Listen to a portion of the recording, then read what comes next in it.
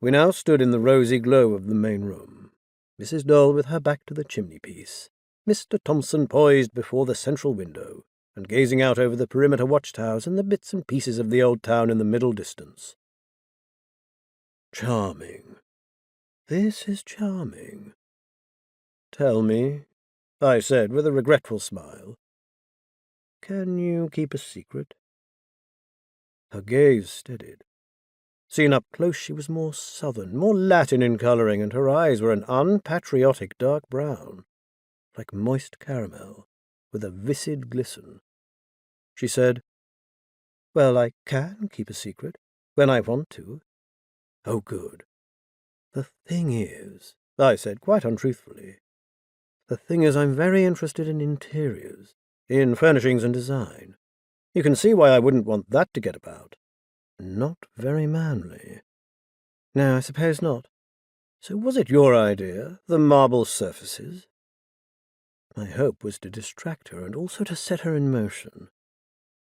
Now Hannah Dole talked, gestured, moved from window to window, and I had the chance to assimilate. Yes, she was certainly built on a stupendous scale, a vast enterprise of aesthetic coordination.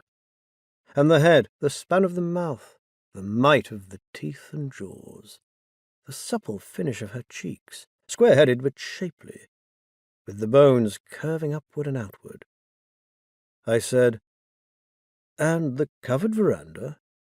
It was either that or the... Humilia came through the open doors with the tray and the stone pitcher, and 2 platefuls of pastries and biscuits. Thank you, Humilia dear. When we were again alone, I said mildly, Your maid, Mrs. Dole, is she by any chance a witness? Hannah held back till some domestic vibration, undetectable by me, freed her to go on, not quite in a whisper. Yes, she is. I don't understand them. She has a religious face, don't you think? Very much so. Humilia's face was markedly indeterminate. Indeterminate as to sex and indeterminate as to age. An unharmonious blend of female and male, of young and old. Yet under the solid quiff of her crest-like hair, she beamed with a terrible self-sufficiency. It's the rimless glasses. How old would you say she is? 35? She's 50. I think she looks like that because she thinks she's never going to die. Well, that would be very cheering.